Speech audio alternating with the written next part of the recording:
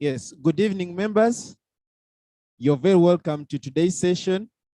My name is Darius Nkwasiwe, your usual host from Next Life Finance and BCG, and we are more than delighted to host you yet again.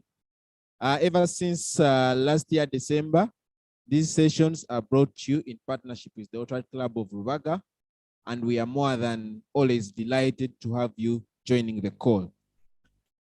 Today, we are going to be discussing something that is very interesting, and I know that many of you are right now in the process of setting and managing your yearly goals.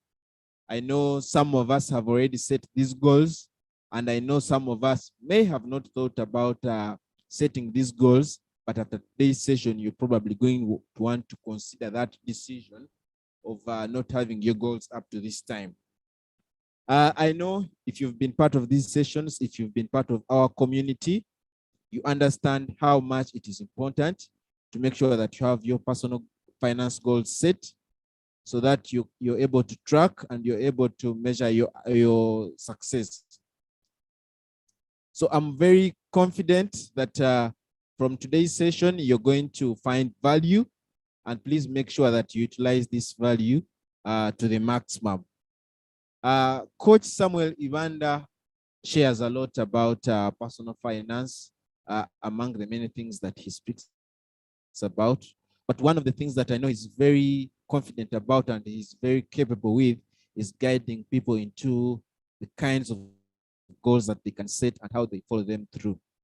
So you cannot be successful at achieving financial freedom, financial independence, or you cannot claim that you're financially literate if you move along the year without any goals. So that's why today's session is very, very wonderful, and I welcome you to make sure that you give it the attention that it deserves, so that by the end of this session, you're going to apply what you'll have learned. Remember, we find value in you applying whatever you would have shared. Like I mentioned, these sessions are brought to you by Next Life Finance in partnership with BCG and the Rotary Club of Rubaga. If you're coming to this session for the very first time, I would like to ask you right now, even before we move forward, please go to my YouTube channel, that is Personal Finance with Darius, and make sure that you hit the subscribe button. When you go there, you're going to be able to see all of our previous sessions, our previous episodes, especially starting around August last year, so that you can be able to follow through whatever you may have missed out. Please, I encourage you, visit the YouTube channel, Personal Finance with Darius. You're going to find it like this. You're going to find their videos. Hit the subscribe button, like the videos, be able to listen to them. If you can do that before we move forward, I will very much appreciate it. So if you've gone and subscribed, please feel free to type a Y in the chat room so that I can know how many people are following and supporting. So please type a Y in the chat room if you have already visited and subscribed to our YouTube channel, that is Personal Finance with Darius. These are some of the sessions that you'll find there. Sessions like these ones, and you're going to find that you'll get a lot of value from going back. Sessions like investing in unit trusts, sessions like habits for personal finance excellence, sessions like investing in government securities, sessions like investing in shares and stocks for beginners. You're going to pick value a lot from them. Sessions are to do with budgeting and expenses management. So before we invite today's speaker, I would like to ask you, and you can type in the chat room your expectations, or if you'd like to raise your hand and share your expectations, I'm willing to give you that chance before we invite Coach Samuel Ibanda to start sharing with us. So tell me, what is your expectation as you come to this session? Anyone that would like to share, you can please raise your hand and I'll pick you up. Or just type in the chat room and I'm able to pick it up. The link to the YouTube channel has been shared in the chat room. So if you hadn't found it, you can also check the chat room and be able to go and subscribe and like the previous videos.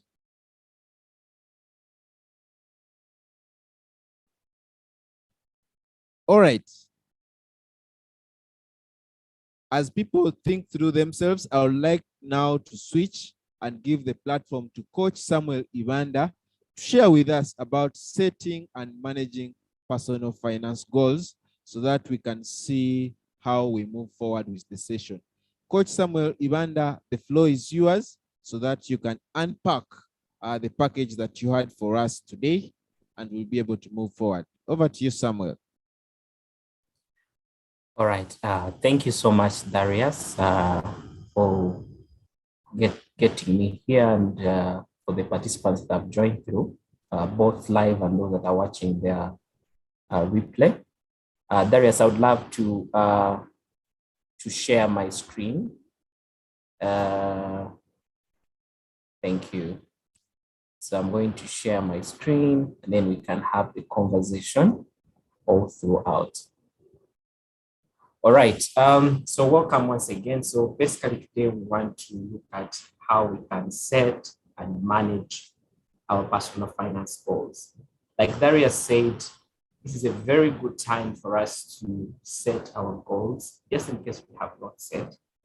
And if we already set, it's good for us to also reflect on whether we set the right goals for ourselves, but also find ways of how to actually achieve the goals, because it is one thing to set the goals and it's one thing to manage and actually achieve the goals.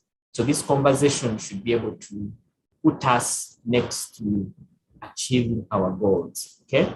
So with you today is Coach Samuel Ibanda, like Darius introduced me.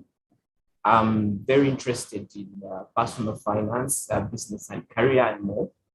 I'm a coach and you find me on different platforms as Coach Samuel Ibanda. I'm an accountant by profession and I'm a certified public accountant.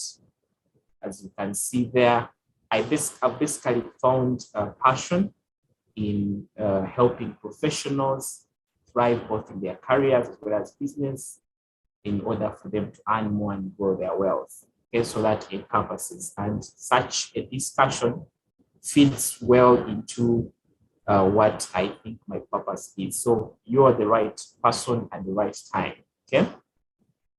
Yeah, so I want us to go to what we are here for today.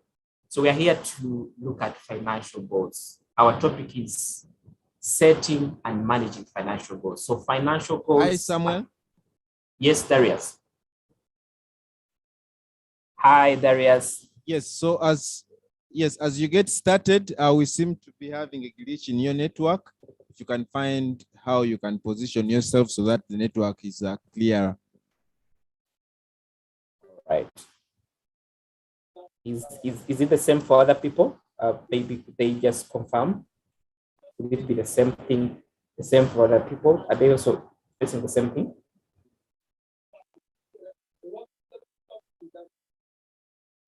Okay, can other people hear me? Can you hear me loud and clear?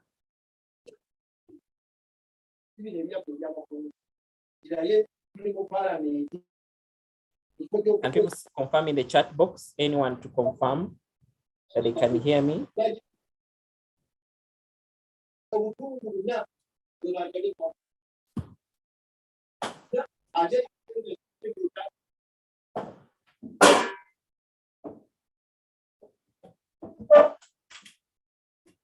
Hi, Darius. Am I better? Okay. Barbara says she can hear me. So I hope other people can also hear me as well. So back to what we are here for today. We are here to look at financial goals. And every time you hear the word financial goals, of course, it is It is goals and the finances. Now, finances, in most cases, we want to call it money. But we understand that when we speak about our personal finance, we're not going to speak about the money that you have in your pocket. You're speaking on many other things beyond your just the cash that you have. You're speaking about your investments, you speak about your saving culture, you're speaking about things to do with your emergency fund, you're speaking about aspects to do with your financial habits, and so on. So when we are trying to set our goals, when we're trying to set our financial goals, ours is to see what are we exactly going to do with each of these different aspects of our personal finance journey. So a financial goal, in simpler terms, we call it any plan that you have for your money, either the one you have in the cash, either the one you're yet to receive, either the one you have invested, either the one you have maybe in other people's pockets. So that is what we want to add here. Now, just like the way we have, I know for most people, we usually set our financial goals when we set our New Year's resolutions. So we include some aspects of finance of exactly what we want to do. Now, that is very important, but it's also good for you to have financial goals separate, because in this, the financial goals themselves, they are not just annual goals, but your financial goals should be both short-term and long-term. And by that, I mean, if, for example, you want to, let's say, own a house, or you want to make sure that the education of your children is safe, or you want to make sure that you're financially independent, that in case of any job loss, you don't have anything to shake you, and you're strong in case anything happens. You have covered up your emergency fund and so on. Now, all that, some of these things may not be achieved within 1 year. Some of them may not be achieved within 2 years. Some of them may even take you about 4 or 5 years. But then your short-term goals should also fit into your long-term goals. Now, usually when we have New Year's resolutions, in most cases, we want to set New Year goals, new goals that have not existed before. Now, with your financial goals, as somebody who is walking along the journey of becoming financially independent, when you're setting your New Year's resolution, should also be a time for you to even reflect and say, I set this as my 5 years goal. We are now 3 years into this journey. How have I moved? If it's maybe it's a 2 years goal and you've already moved to 1 year, you ask yourself, what exactly have I moved? So when you're setting your New Year's resolutions in regards to your finances, all you're trying to do is in the direction of where I want to be. What am I exactly going to do this year specifically? Okay, so you're trying to now bring your overall bigger goal into smaller goal that can work for a given year. Okay, so that is very, very important for us. So I believe that gives you a picture of how your financial goals are and how they should be, basically. So before you can set your financial goals, just in case you're part of this webinar and have not set your financial goals. Now, the first thing that we want to basically do is reflect. Now, in most cases, we set our goals out of excitement. And because Darius has set a goal of buying his car by next year, maybe June, you also want to set the same goal. Or somebody has an aspiration of having their wedding by the end of this year, and you say, I think I can also do this. And you also want to set the same goal.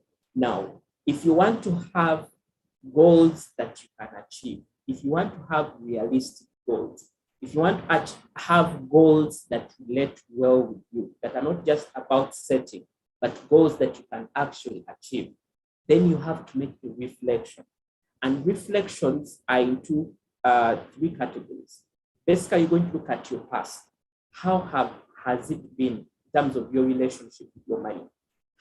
What goals have you set in the past? And how did you progress with those goals? Very important. And in the same way, you also need to look at your habits as well. What have been some of your habits, especially when it comes to, let's say, saving? Are you a person who would start, say, I'm going to save this year, and by March or maybe June, you cannot maybe even tell how far you've gone? At time we had the 52 weeks challenge. And many people were excited to jump on the journey. I don't know how many people were able to complete, despite the circumstances that COVID brought along the way. So you need to look at your past, and your past should be looking at how exactly you move with money. Now, as you do that as well, you also need to look at your current. Okay. Now, when you look at your current, I want you to use what I call look at your net worth. Okay. Start by looking at your net worth. By net worth, I mean look at, in terms of your finances, what are some of the assets you have? Okay.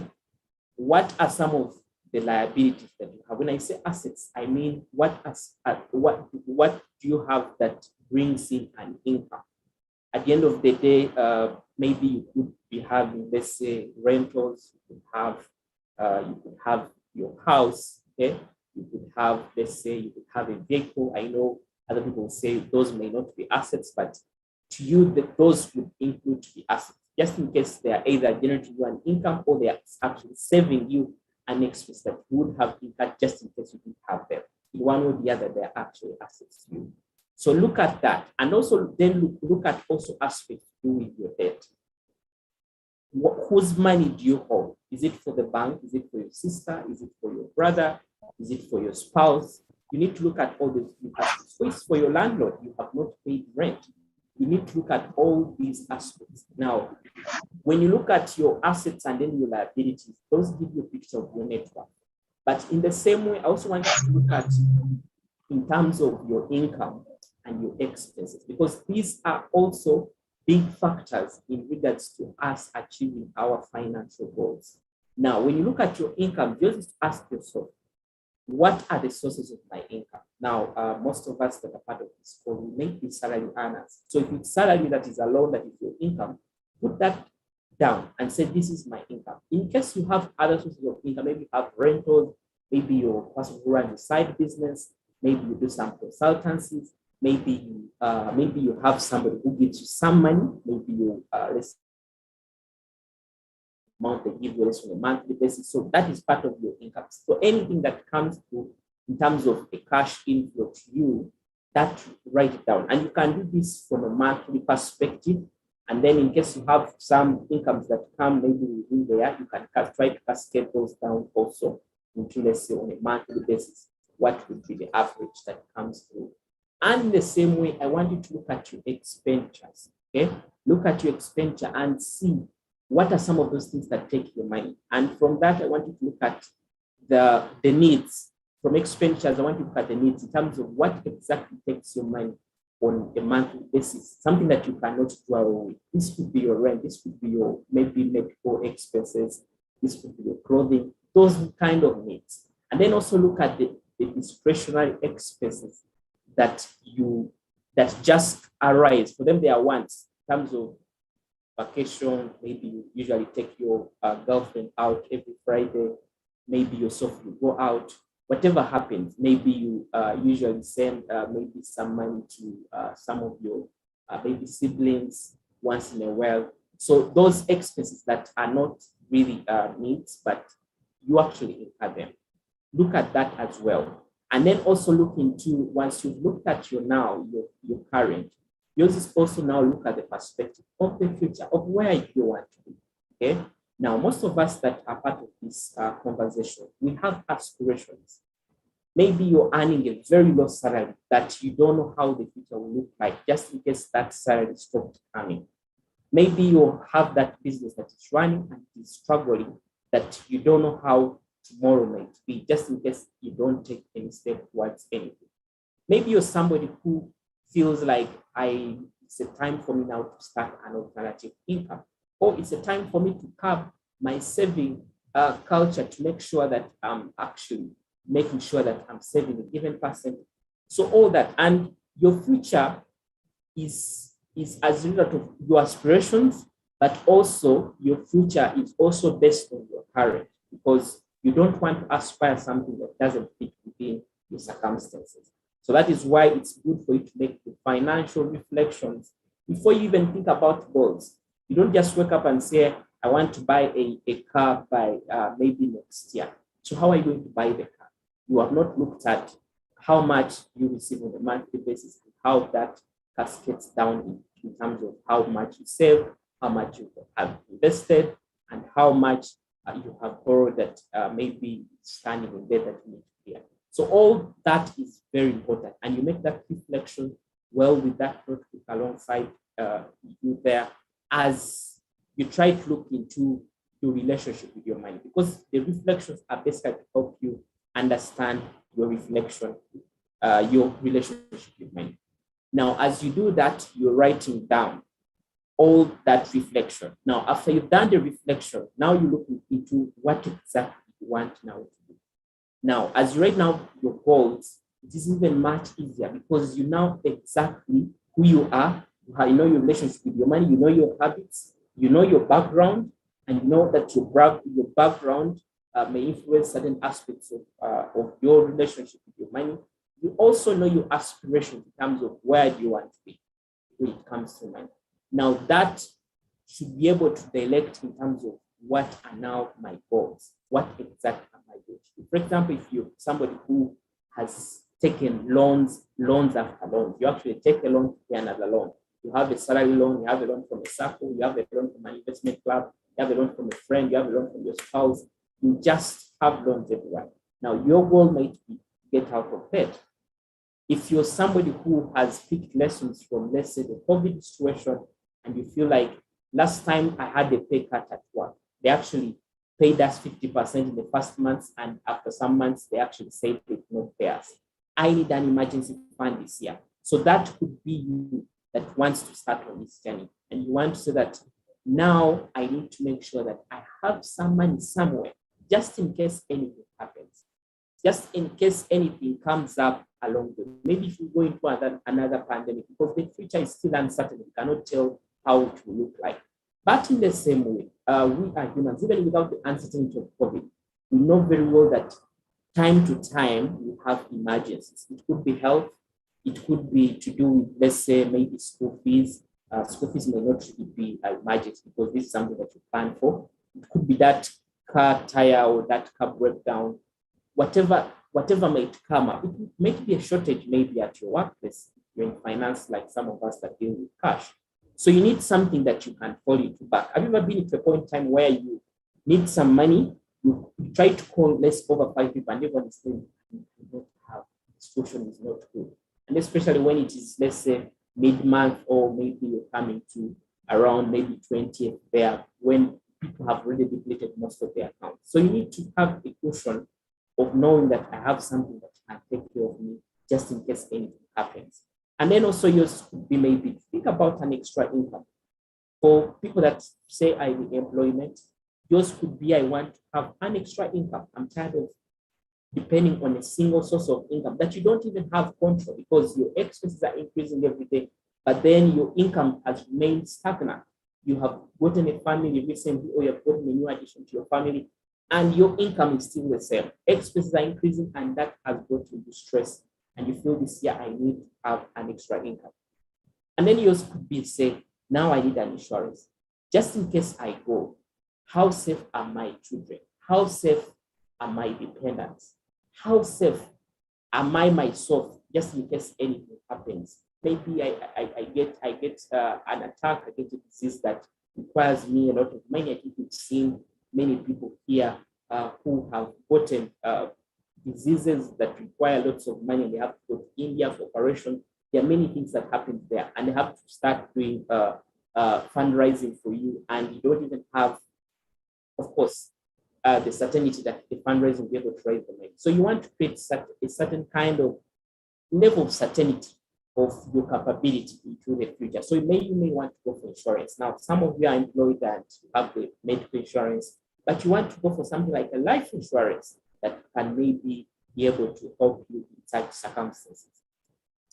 Maybe the other could be retirement. Some of us maybe in our late 30s or 40s, or even now our late 20s, and our aspiration is to retire peacefully, make sure that we created something. So you could be say, I'm going to get that land, put on those trees, even if they take 15 years, I'm going to do it this year. That's what I'm exactly going to do. So your goals depend about you, and that's why you don't copy somebody's goals. So from that perspective, you're able to put down goals that relate well with your income, goals that relate well with your situation, and so on. Okay, so very important. Now, I know most of us have heard about the smart way of setting goals. I just want to touch it a bit because it's very important.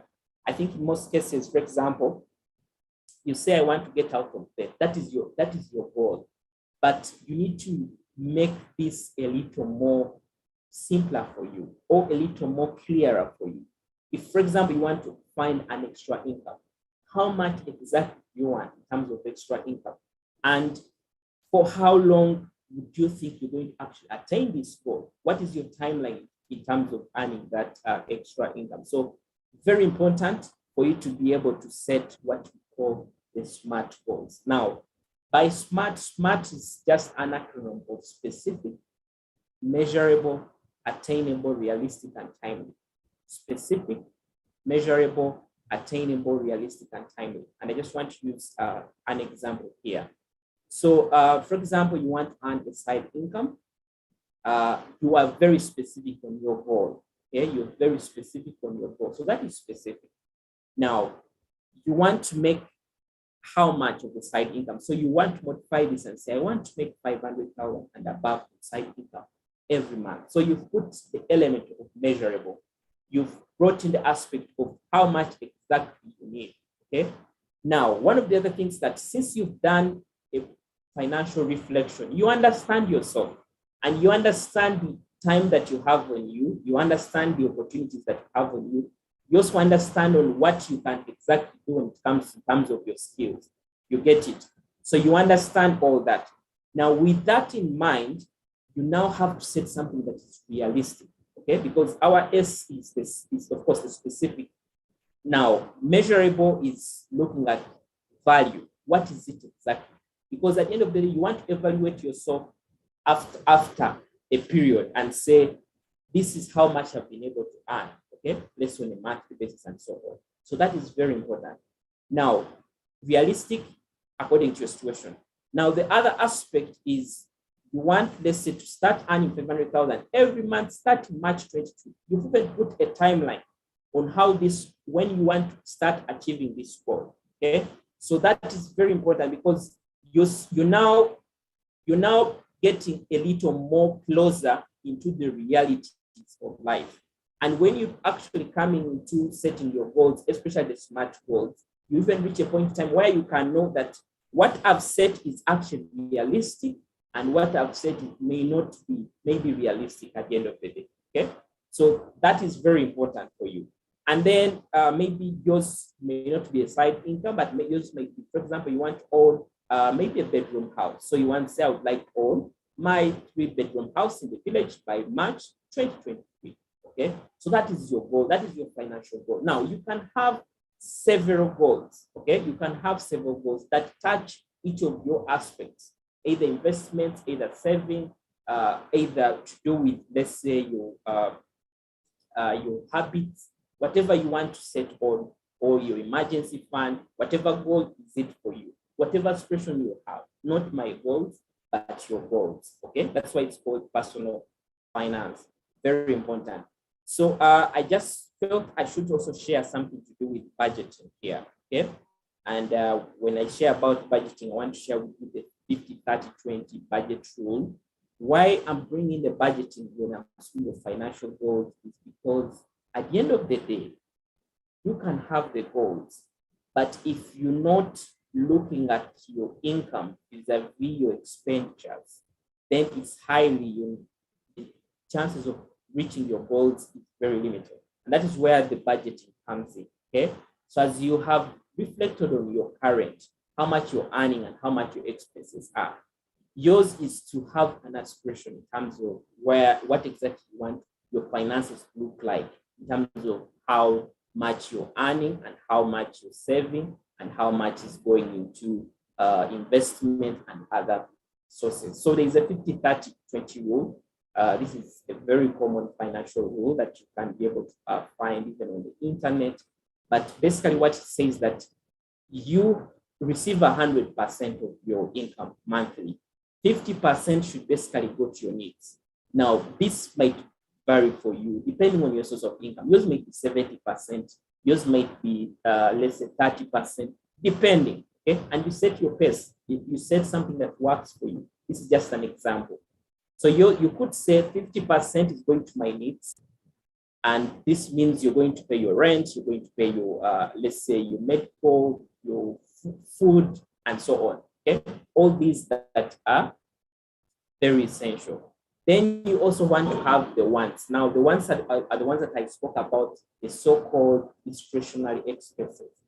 These you can actually do away with them, but they are part of your life. You don't want to, because you want to attain financial freedom, financial independence. You don't want to not live life. You have to live life because you may save for the future that you may never see. So you may also have a budget for living life. Okay, so you want to travel, you want to get entertained once in a while, you want to be able to go for shopping, you want to meet your hobbies, and so on. And then once you have gotten your 50, now there's a 30, you should remain with the 20%. And now this 20% should be what is going to help you attain your financial goals. But like I said, this 20% can be 40% for you. This 20% can be actually 50%, just in case it's very possible for you, okay? Because this is your journey, it's personal finance, and what works for me may not really work for you, okay? So you need to look at that and see what works for you. From that, as you also look at your budgeting may also affect your financial goals in one way or the other. When you look at, let's say, the percentage that is remaining after you remove all the necessary expenses and the ones that you have, you may want to reduce and say, if I'm earning 2 million today, 1 million goes into my needs, and 500, let's say, goes into, okay, maybe not 500, but let's say, if I'm earning, let's say, 2 million, 30% would be, let's say, 600,000. Maybe 600,000 goes into my wants. And then what I remain with is, let's say, 400,000, which is my 20% of the 2 million. So you could read this and say, if my goal is to have an emergency fund of 3 million, maybe by June, can I really achieve it if I'm saving, let's say, 300,000 monthly? Then you're able to adjust and say, let me now make it, let's say, 900, maybe make it 900,000, or let me make it maybe whatever amount. You either increase on the percentage you're saving, or you actually reduce on your goal. Okay, reduce on your goal. Now, of course, there's a lot of variety when it comes to aspiring to live a financial free life. You also don't want to set something that's very easy for you to achieve. But at the end of the day, you also need to think about the future. As you're enjoying the short-term benefits of your life, you also need to think about the life when you're not earning that money, okay? So that is very important. Now, after you have done that, you now put up your action plan. Now, the action plan is to help us bring the goals into reality. You want to increase your income. You want to do a side income. What exactly are you going to do? Are you going to open up a business? Are you going to take on another part-time job? Are you going to build rentals that can give you rent? Are you going to do consultancy? Are you going to do freelancing? You get down into now action, because a goal without a plan is just a wish. You need to get down in terms of what exactly you're going to do. Now, in the same way, when you're doing your action plan, you also need to get down, use some aspects of SMART to be able to understand that specifically this is what I'm going to do. I'm going to use my Facebook profile to be able to advertise for other people and I'll earn commission. Or I'm going to use my vehicle home and I'll enroll it to Uber and I'll be able to drive in my free hours to be able to bring money. Or I'm very good at teaching, so I'm going to look for a teaching job over the weekend. Or I'm good at cooking or baking, so I'm going to see how I can better my skills and I start taking on orders from my friends to be able to serve them. Or you could say, for example, let's say I'm good at online marketing, so I'm going to help small businesses that are struggling with marketing themselves online. So based on your skills, based on your circumstances, you make a decision around there. okay, in terms of your action points. In case you want to save, maybe improve your saving culture, you want to say, I'm going to now sign up with a direct debit with my bank. So that when my salary reaches like this, they just deduct it. I don't even have to see that amount of money. Or I'm going to join an investment club and I'm going to commit to saving 100,000 per month. Or I'm going to open up a unit trust account, let's say by Zeno or by UAP, and I'll be able to save a fixed amount of money. That is what the action plan now does. Okay. And there's importance in breaking down these into smaller goals, okay, into smaller steps. Now, some of us want to aspire so much. We want to basically start that baking business. So the first thing you think about is how much money do I need? I need, let's say, 10 million. And that will take you up to don't even look for the money. And by the time you reach June, you feel like, I think this is not for me. So what are we saying is that find something that you can start with. Now, from this picture, you can see that the small steps that we see on the screen seem to be much easier. If this person was not taking on these longer steps and came here, did the small steps, they would be very far just like this other person up here. So you need to understand that to attain what you aspire is not something to do. It's not a marathon. Okay, you don't want to put yourself into circumstances of what you cannot achieve. Start with something that you believe you can actually achieve. So start with smaller steps. For example, if you want to start a business, start by, let's say, I'm going to research about this business. So that is one action point. And say I'm going to open up, let's say, open up a company, or I'm going to start, maybe I'm going to go to a supplier and ask about the price, and put timelines as well on some of these things to make sure that at the end of the day, you're making progress, other than aspiring something big that you cannot achieve in a small time. Okay. So once we have understood goals and understood what exactly is needed and why we need them, now one of the things that I want to share with you, part of this, is how to manage and achieve your financial goals. What aspects of your life need to change? What principles do you need to basically have? And this is from personal experience, some of the things that have really worked for me. And I believe that you can pick one or two things that may work for you as well. So the first principle is to start, okay? Starting is very important. I know we have people who set New Year resolutions, but when you ask them what you have done about the New Year resolution, they have not started. And you know, time moves very fast. Today we are in, this is January. January has been a long month. Now we're equating to a new month, which is February. By the time you realize we're into April, and the conversation will now change. I'll start next year. Next year will come and you fail to start. So you need to start. You need to change your mindset and understand that for you to get there, you have to get started. And like I said, start small. Start with the small steps. Even if it's just getting a material and reading, or a book and reading, and say, this year I want to better my knowledge of financial literacy, or going to personal finance with Darius and going through all those videos to see what might work for you and you get started onto that journey. I think it's very important. And most of us fail at the starting point. We keep postponing. We always wait for the better conditions to come our way for us to start. I don't have time. I work late. I cannot even do the side business at all. But you have the 1 hour or 2 hours that you're home. What if you start with that by just reading about the business that you want to start? That would be also important as well. Okay. And then we have, of course, the discipline. Now, there is starting and there is remaining dedicated. I think we've heard it from many people saying that most people set goals at the start of the year, but by March, nearly 60% have dropped. By the time we get to May, June, we only have about like 30% people who are still sticking on their goals. So this is very important as well. And you also need to understand that you need discipline. You need to be disciplined along the journey. That's why you see when you have that saving box in your house and say, I'm going to commit to be putting a 10,000 every day in this box. Be disciplined that by May, you not want to break that box.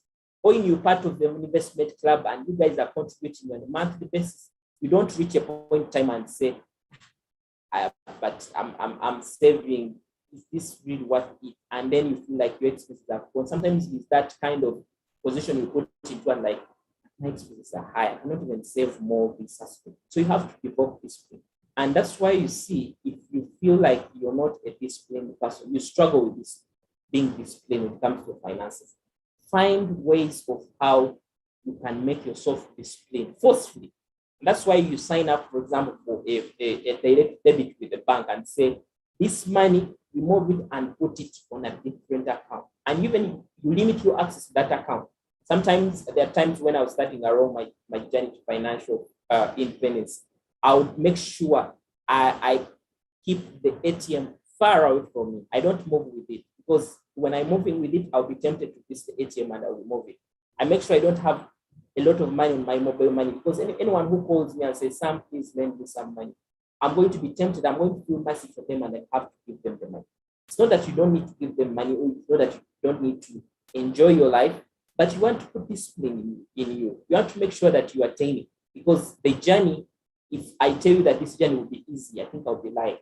I want to tell you that the journey to attaining your financial goals will have hurdles in it. But what matters most is what you want to achieve and what exactly you're going to dedicate yourself doing to achieve it. Okay? And then one of the things that has worked for me as well, very important here, is the aspect of an accountability partner. Now, you need to have somebody whom you share these goals with, whom you say that, hold me accountable. Sometimes maybe just sharing with them. And this is the person who would ask you routinely, ask you and say, how far have you gone with these goals? I have friends that are my accountability partners, and I'm also accountability partners.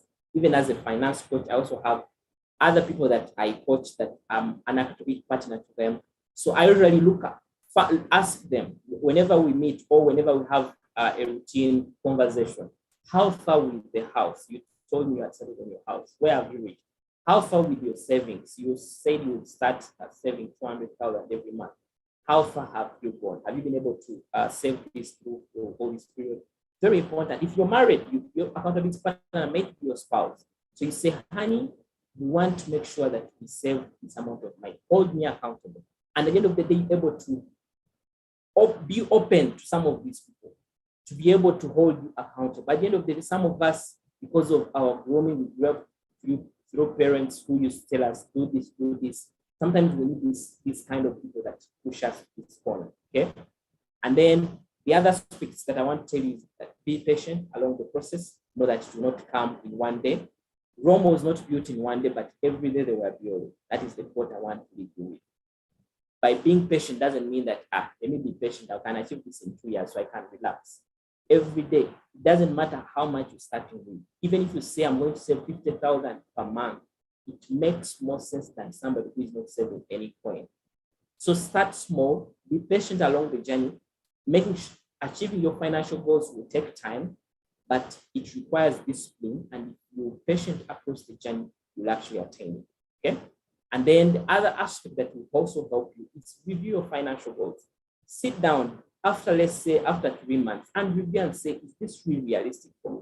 Set something that is realistic that you can look at and say, I've been able to achieve. Sometimes we set higher goals, and along the way, we fail to meet these and we give up along the way. But when you have a review, it helps you to look into what you said, look into your journey, look into your dynamics. Today, you're setting a goal and say, I'm going to start up a business. The next time we're in a lockdown, review, come down and review and reset other goals that you can take forward. Life is a journey and it keeps changing, and all you need to do is to make sure that you're always reviewing your life. You made today, you don't have a wife, next time you're married, so you need to review your goals. I said I'll make sure I build by this year. Now I need to fasten the goal because I have a family, or I have a new addition to my family. Very important. And then lastly, one thing that I want to share with you and I want to leave you with is the aspect of the future depends on what you do today. There is no shortcut to it. Whatever you're doing today, whatever amount you're saving will influence your financial future. Whatever habit you have, your person who is getting a good amount of money, but you cannot even save 10% out of it, you still say, I am not earning good salary, it will affect your future. whatever aspects of your financial goals, if somebody who sets them at the start and fail along the journey, it will affect you. So I want to say thank you so much for listening, and I would love to take on questions as well. Thanks. All right. Thank you very much, Coach Samuel, for taking us through this session. It has been very insightful. You've taken us through how we can go about our goals and making sure that we manage them throughout the year. It's not just enough to set goals, but how do you go forward and make sure that the goals that you've set are well managed so that you can achieve what you intend to achieve. Quite insightful, and I'm very sure that the people here have found value, and indeed they are going to, if they go ahead and apply, to be able to see more people hitting their goals at the end of the year. So what of which aspects of these insights that Sam has shared are you going to be able to apply? I welcome you to type at least one thing in the chat room that you've picked from this session that you're going to be able to apply.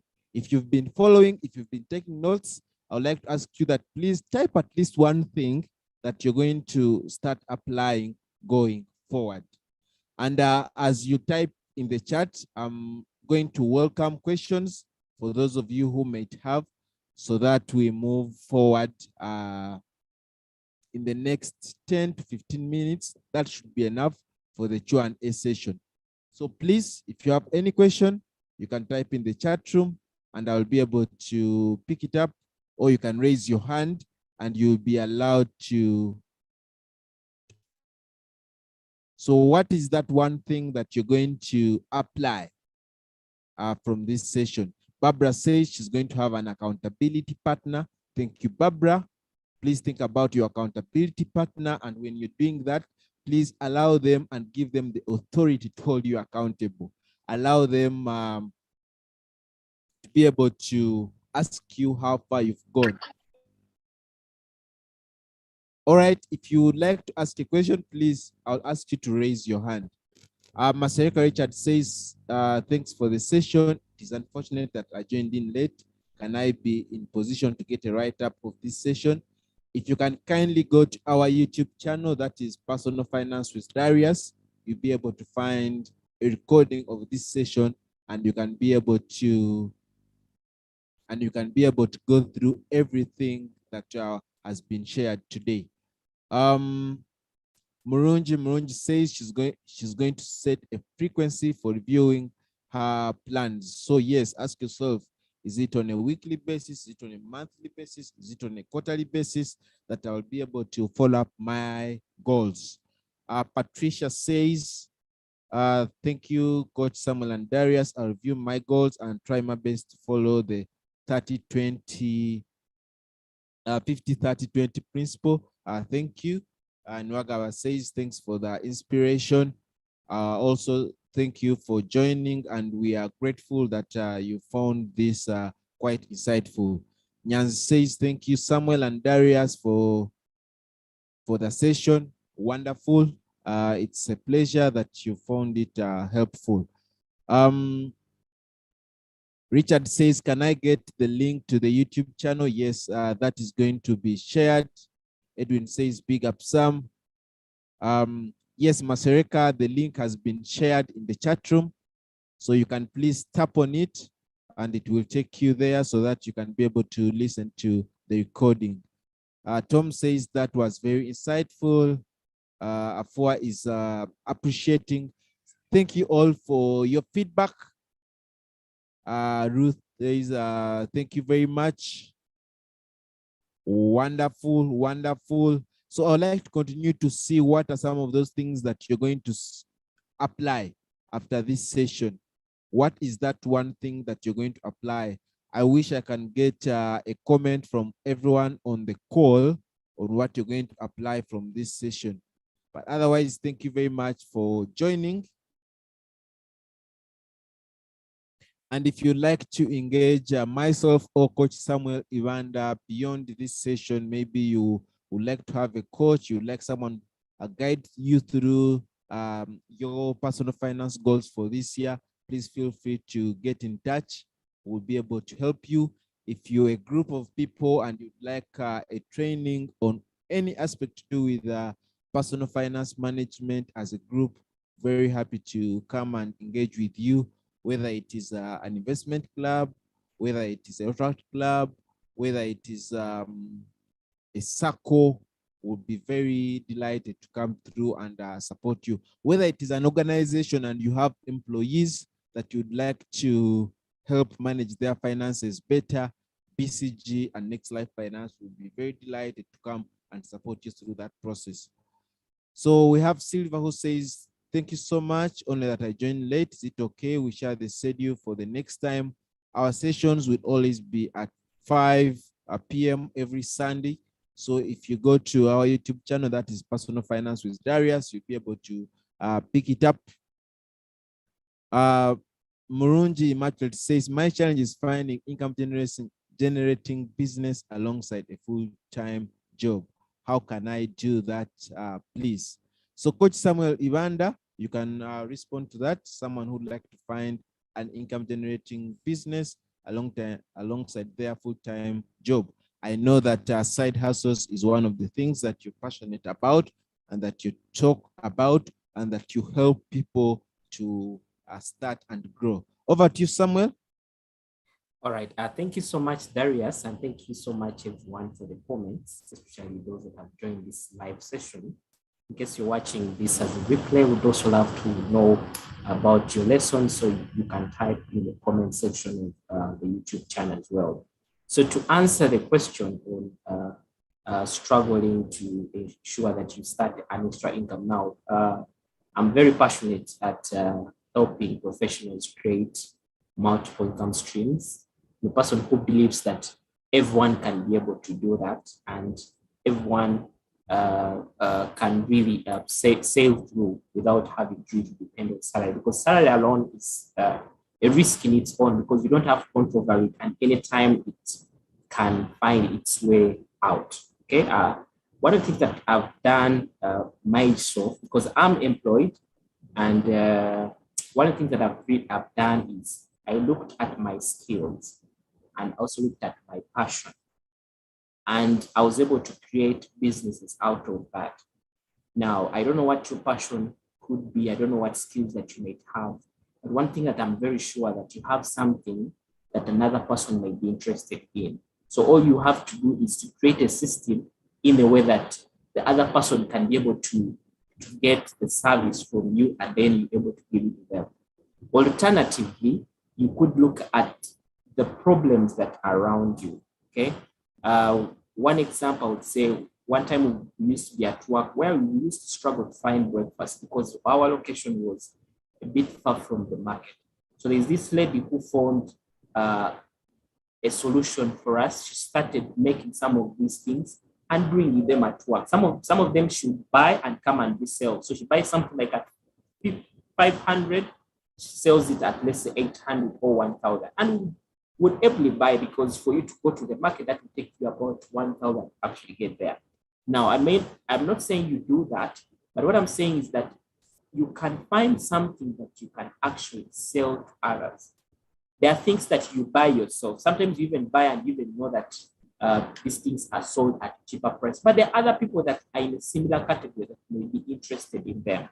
Now, social media gives us a leverage that you don't even have to open up a shop to start selling. All you have to do is use your WhatsApp status, use your Facebook timeline, and be able to sell. If you're somebody who is afraid to sell, you may have to opt now for other ways of how to make income. And this could be partnering with other people. Of course, everything has risk in its own. There is no return without risk. And many people say, when I start up a business, I put up somebody, they will steal me. Yes, there are risks that they will steal you, but there are many people, other people who are running such businesses where they are actually able to get an income out of it, despite the circumstances. Or they put up systems to protect, to make sure that they are not being, they're not really losing their money. But above all, I think everyone, you look at your life, you look at opportunities around, you look at your skills, you look at your work, looking at the dynamics of your work, how much hours you have at your workplace, and what flexibility do you also have, because there are also some employers that restrict you from engaging in any other kind of business. So based on really your circumstances, be able to find out something that can best work for you. One of the beliefs that I have is that everyone can actually find something that can work for them. It's just about understanding yourself and knowing. And that is one of the things that I do as a coach. So basically, when you sign up for my coaching session, you basically go through all those factors. I'm able to ask you those key questions, and then we're able to come up with something that you can kickstart, and I hold you accountable, able to guide you as well, share my knowledge from my perspective as somebody who has run side businesses before, and as well as succeeded at my workplace. Then you can be able to come up with something. So if that's something that works for you, you can be able to reach out, and I'll leave my contacts, and then you can see what exactly to do. But I believe that everyone can be able to do, and it's a very good thing.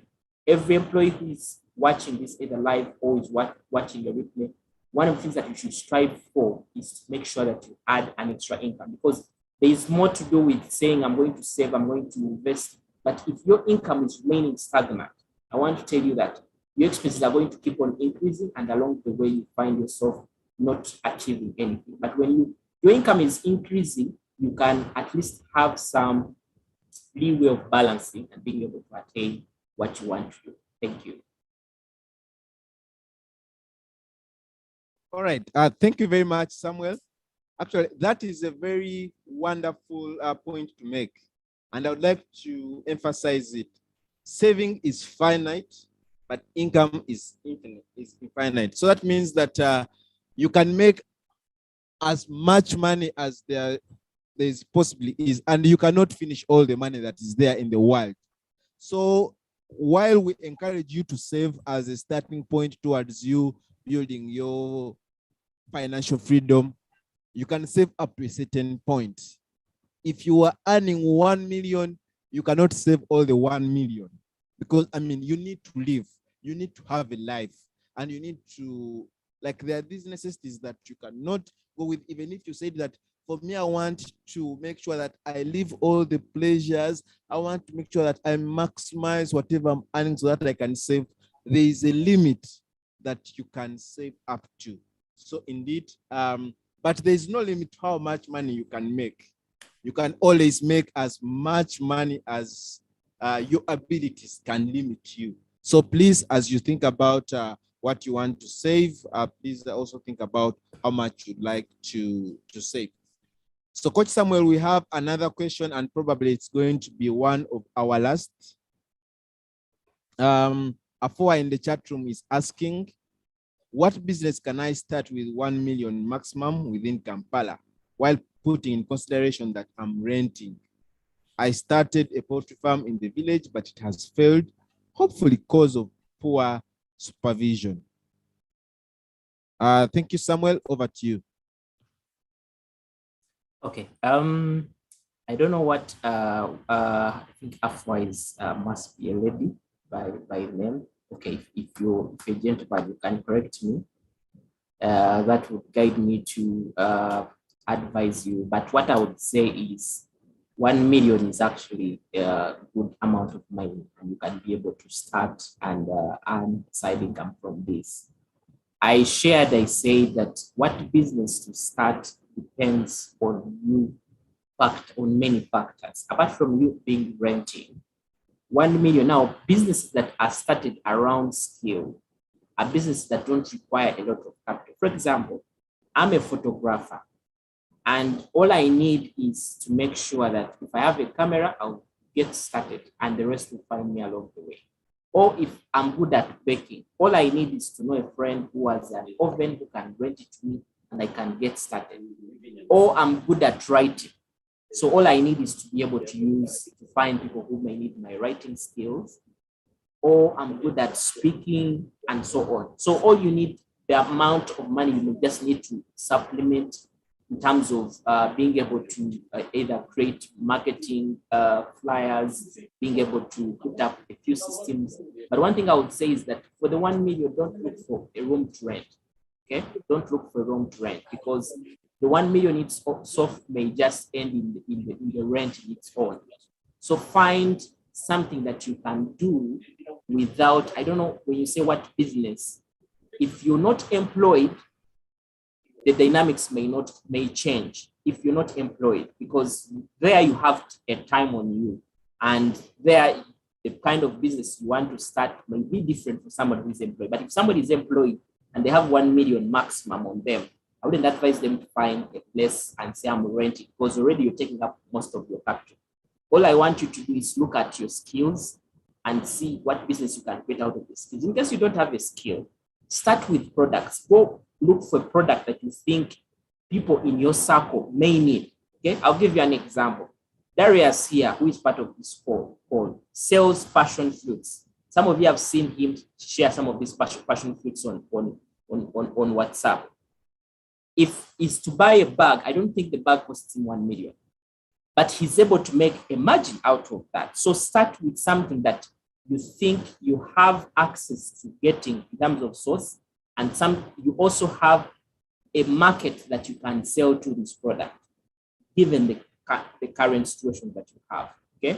At the end of the day, you investing money in a poultry in the village, that alone in its own, where you're not getting that kind of supervision that is enough for you to know that your money is safe. I think utilize it yourself and see what you can be able to start.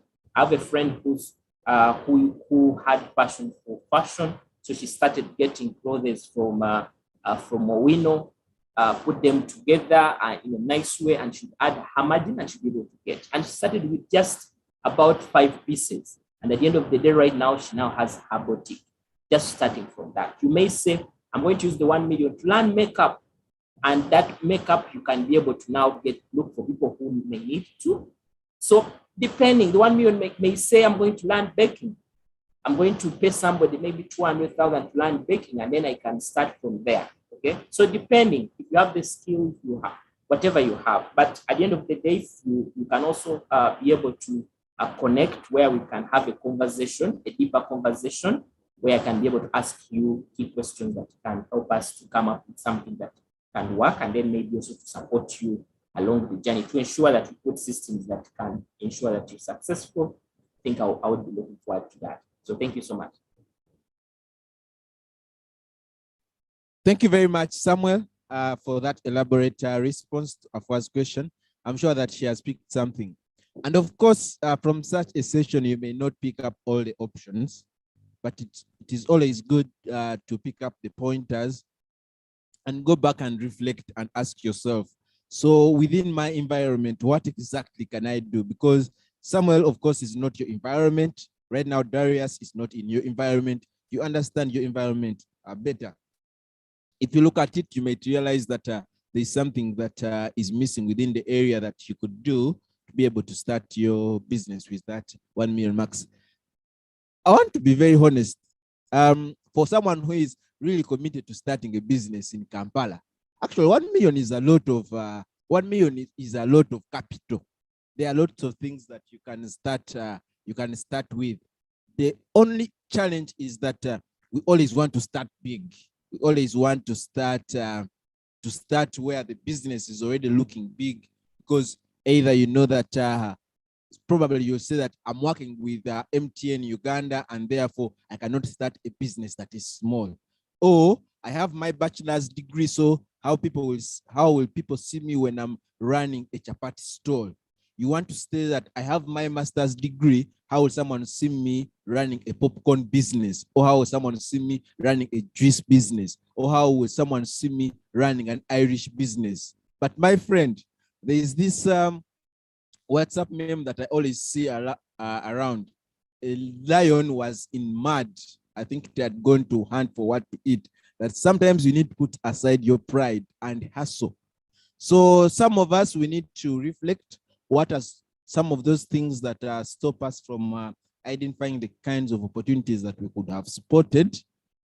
We want to do smart businesses, if I could say. We want to do businesses that are not dirty at all, but the money is in those things that you're trying to avoid. So reflect upon yourself, the environment that you're in, the kind of friends that you're with, the passions that you have, and you see that there's a lot that you can do So otherwise, I want to thank everyone that has been on this call. Thank you very much for listening in, for tuning in. Like I always emphasize, our pleasure, our satisfaction comes from you applying what you've learned from this session. I want that media, when we are doing a survey, you'll be one of those people who will give us a testimony of how you picked a goal, followed through with this goal, and then you're applying it very well, and you're seeing yourself making progress. I want you to be the kind of person that will be proud to say that, Darius, I would like to be hosted on your sessions so that I can be able to share some of the learnings that I've been able to apply. I remember last year, someone was sharing with me pictures of a kitchenette that they were able to make in their home, and they were very appreciative because they were able to do this from the savings that they put aside as part of the 52 weeks challenge. Another person showed me a tanker that they had bought at home as part of the savings initiative that we had started.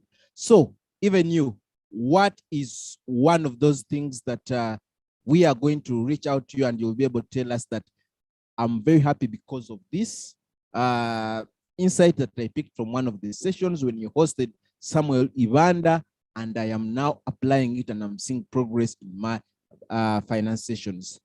If you spend your full hour on this Sunday evening and do not apply what you've learned from here, my friend, it's better that someone who stayed out there and didn't attend the session is way better than you. So application is the most important thing.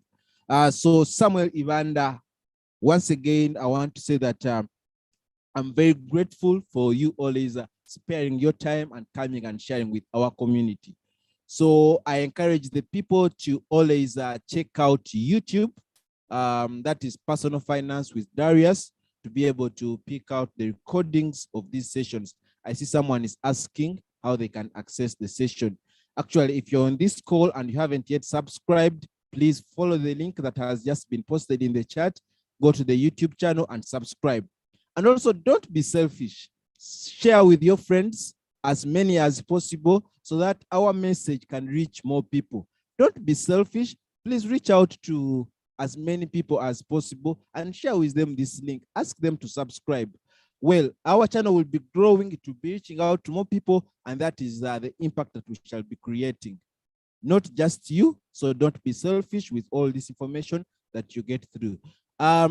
Coach Samuel has shared his number in the